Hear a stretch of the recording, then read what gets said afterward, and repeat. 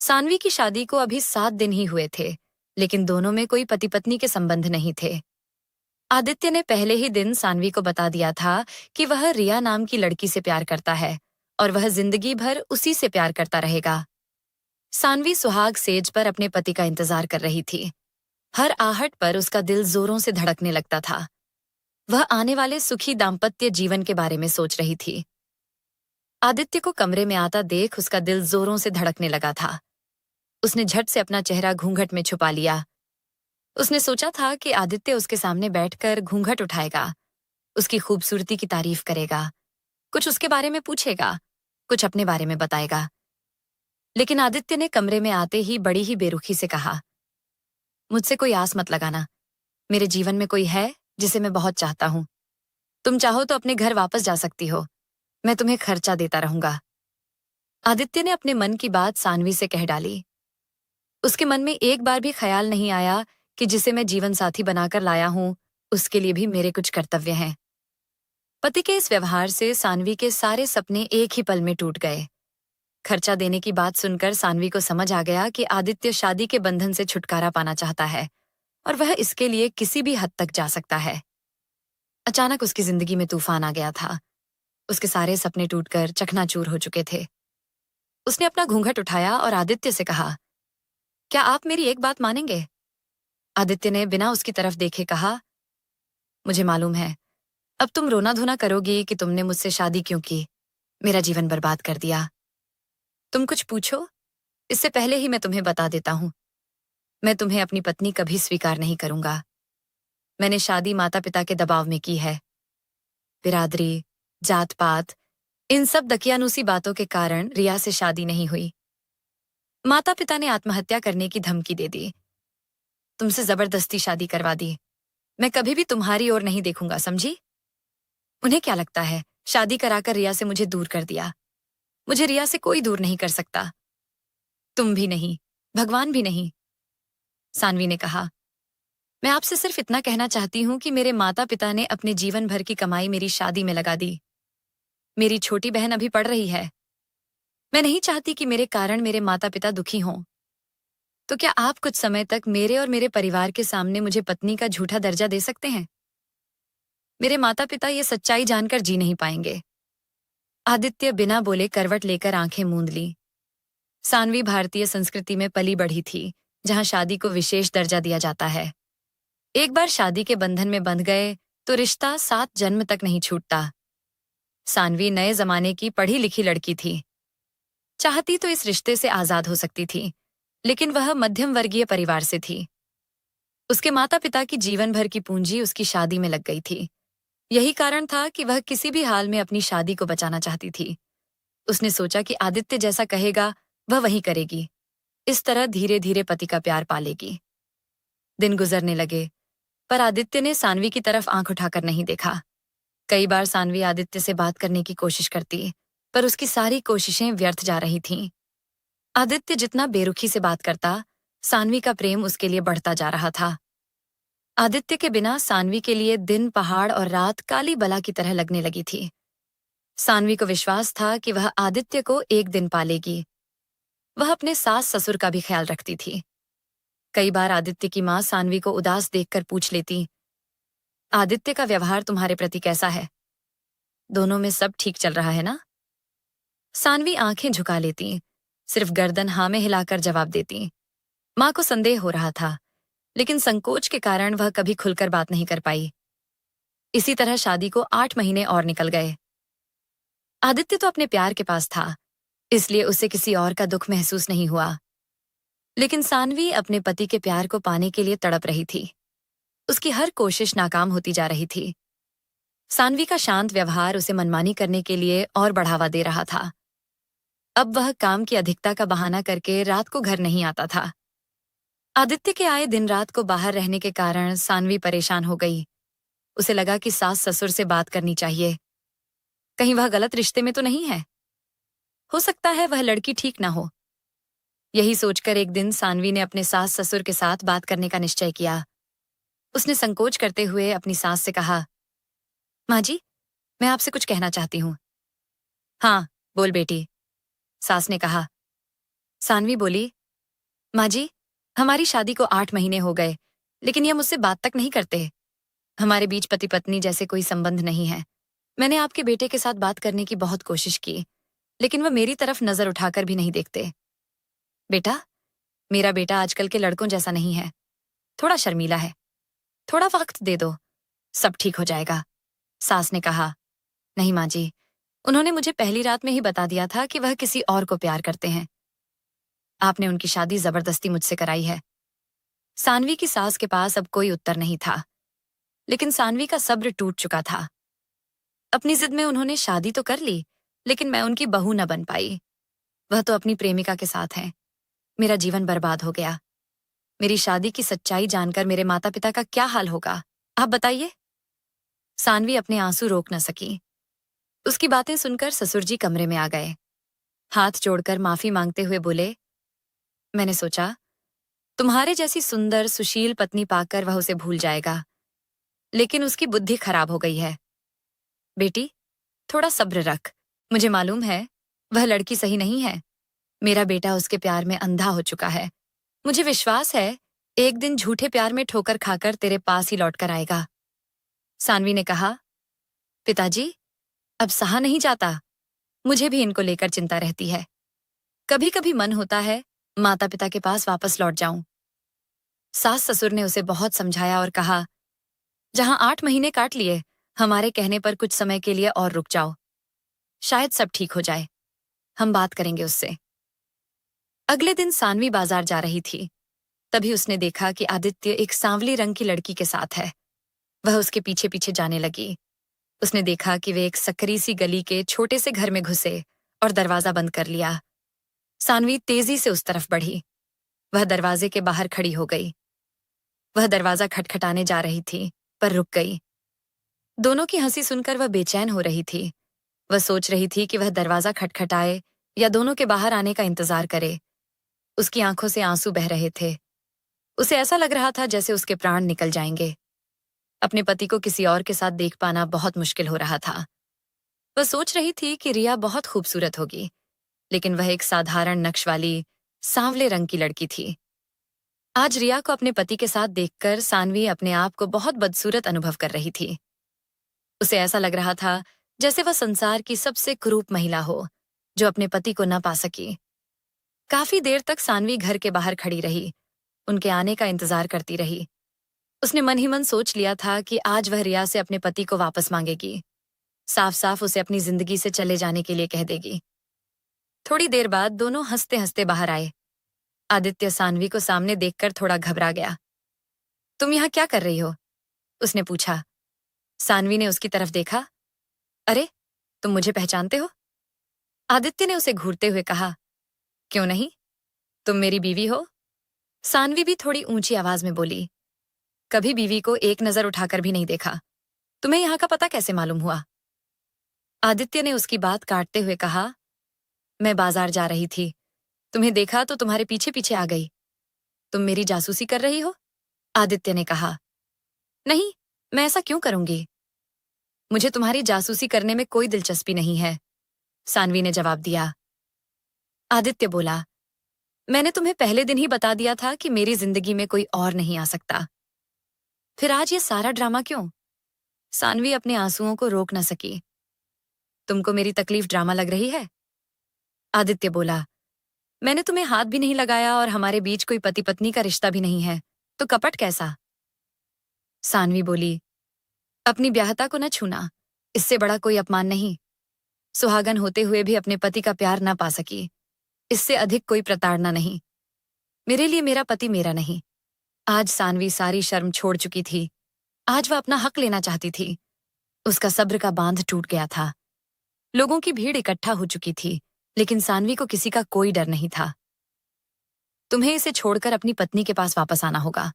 तुम्हें मेरा बनना होगा, नहीं तो मैं अपनी जान दे दूंगी, सानवी ने सबके सामने धमकी देते हुए कहा।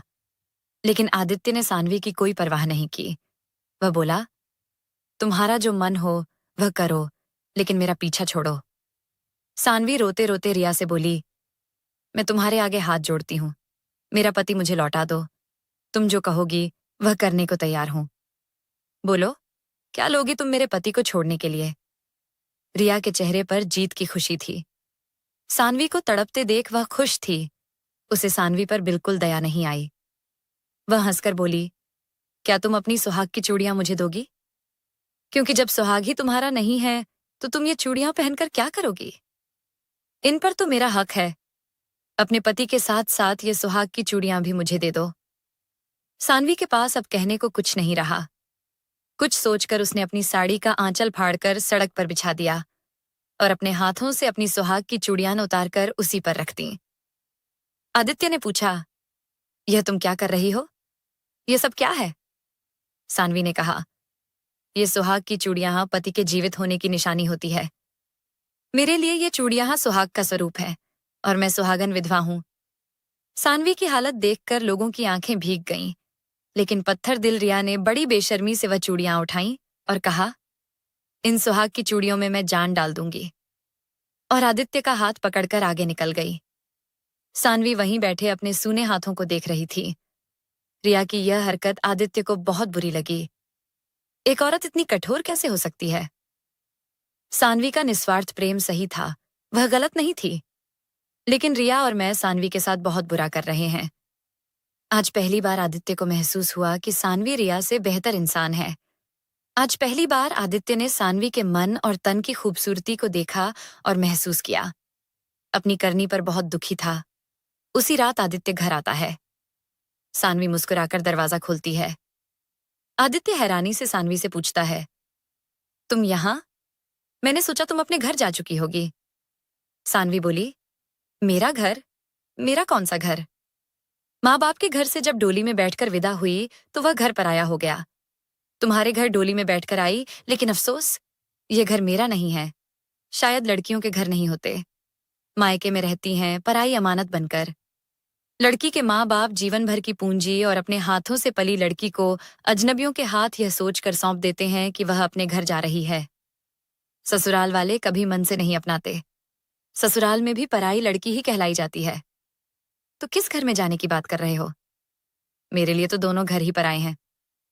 आदित्य चुपचाप अपने कमरे में चला गया। बिस्तर पर लेटे लेटे वह सानवी के बारे में सोचने लगा। उसे पहली बार एहसास हुआ कि स्त्रियों का जीवन बहुत कठिन है। सानवी सही कह रही थी। जिस घर में वह पैदा हुई, वह घर ही उसके लिए पराया। मेरे जैसे जीवन साथी के साथ अपने घर के सपने लेकर आई, उसे मैं वह भी न दे सका। उसका क्या कसूर है? खोट तो मुझ में है। माता पिता की जिद से हार मानकर सानवी से शादी कर उसका जीवन नष्ट कर दिया। सानवी ने तो बेटी, बहू और पत्नी का रिश्ता ईमानदारी से निभाया, और मैं न अच्छा बेटा बन सका, न अच्छा पति। अब इन सब में मेरी ही गलती है। लेकिन रिया का व्यवहार सानवी के प्रति अच्छा नहीं था। सानवी में कितनी करुणा थी, लेकिन रिया का व्यवहार इतना रूखा था। वह असमंजस में था कि वह क्या करे। उसे अपनी गलतियां नजर आ रही थीं। उसकी आंखों के सामने सानवी का चेहरा बार बार दिखाई देता, जो अपने रिश्ते को बचाने के लिए रिया के सामने गिड़गिड़ा रही थी। और रिया ने कितनी बेशर्मी से उसकी सुहाग की चूड़ियां उठा लीं, जबकि उसे सानवी को चूड़ियां वापस दे देनी चाहिए थीं। मैं क्यों सानवी का दुख नहीं समझ पाया? मैंने उसके साथ अच्छा व्यवहार नहीं किया। लेकिन सानवी आज भी दो घरों की इज्जत बचाने के लिए मेरे साथ रहने को तैयार है।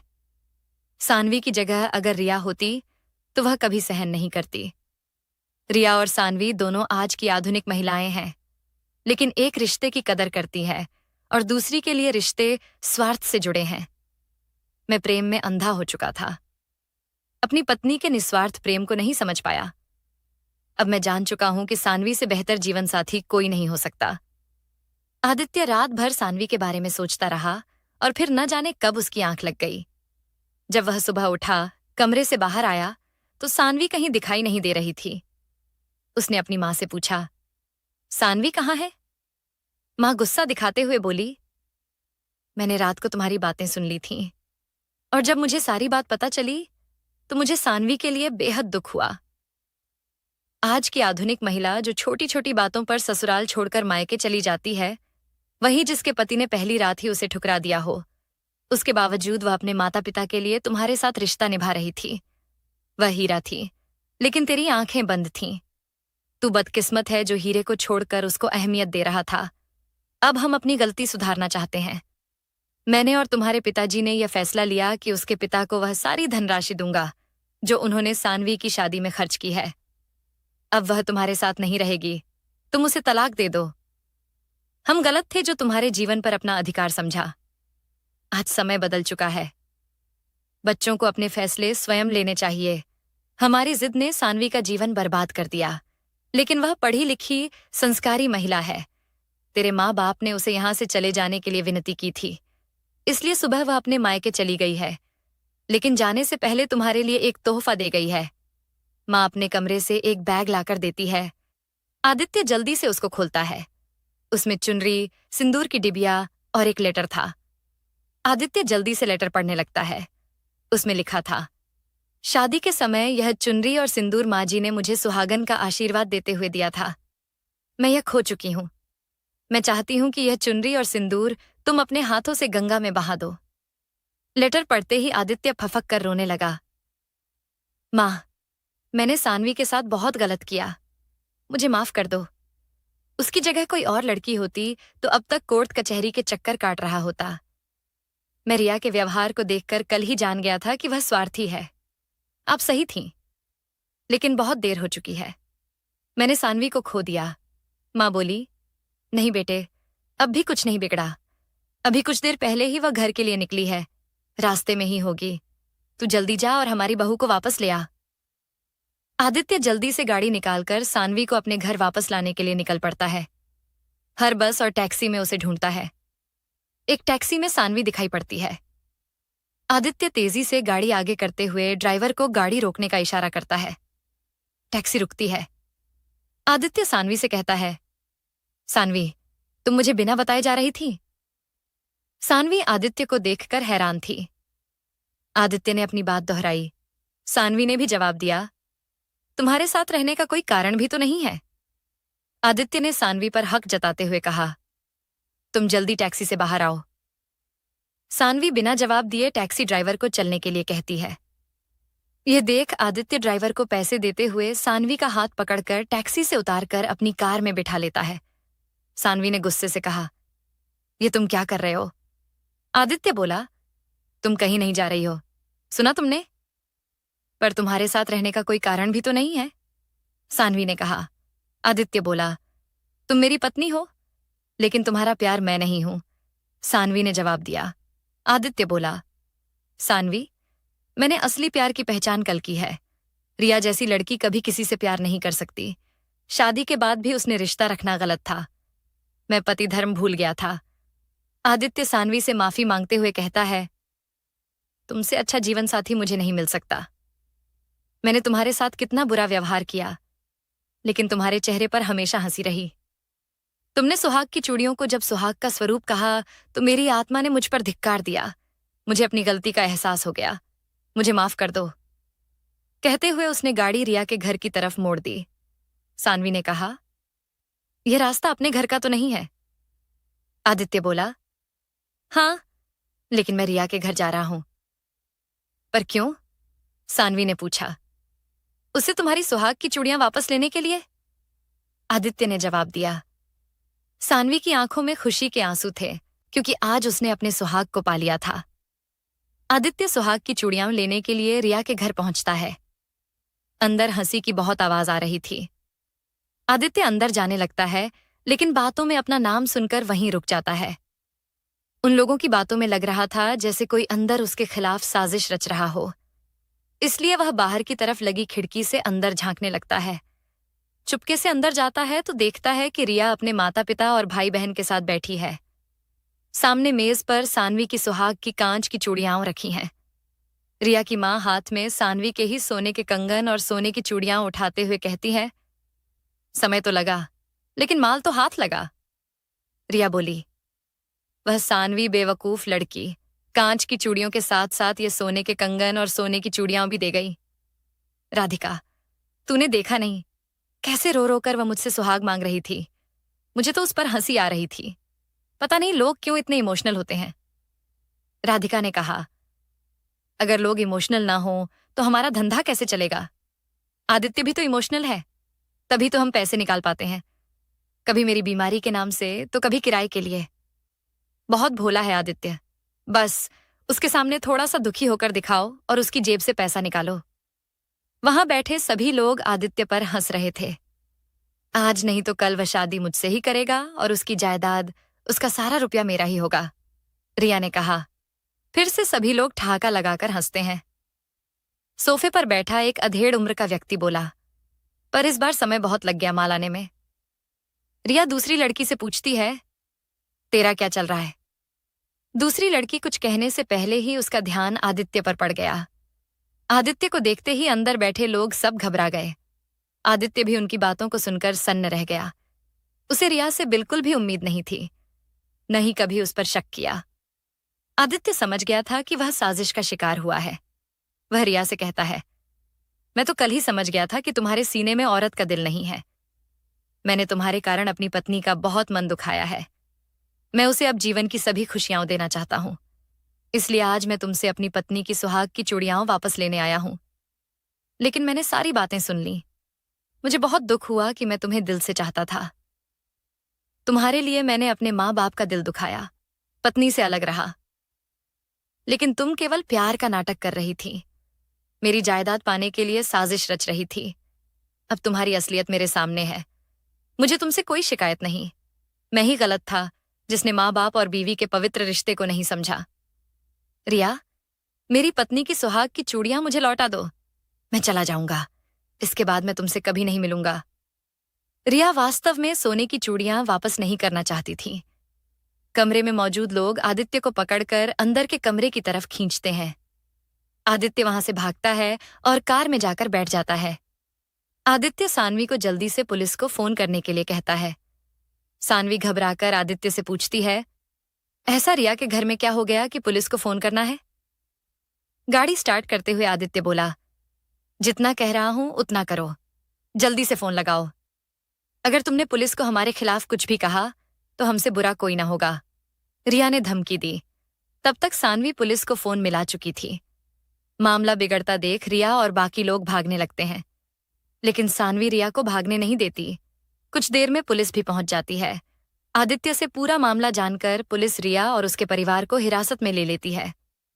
आदित्य अपनी पत्नी सानवी की सुहाग की चूड़ियां लेकर दोनों घर वापस आ जाते हैं। घर पर आदित्य के माता पिता चिंता में बैठे थे। तभी सानवी और आदित्य आते हैं। माँ बाप दोनों को देखकर बहुत खुश होते हैं। माँ कहती हैं, कितनी सुंदर जोड़ी है।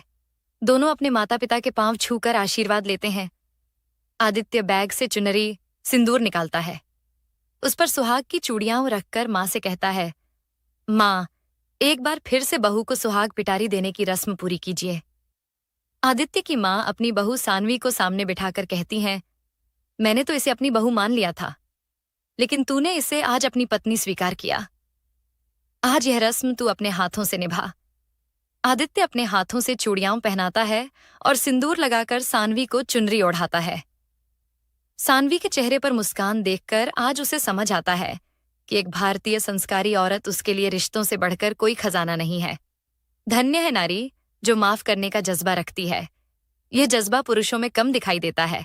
आशा करती हूँ आपको हमारी कहानी अच्छी लगी होगी। अगर आपको हमारी कहानी अच्छी लगी तो वीडियो को लाइक करें, चैनल को सब्सक्राइब करें। वीडियो देखने के लिए आप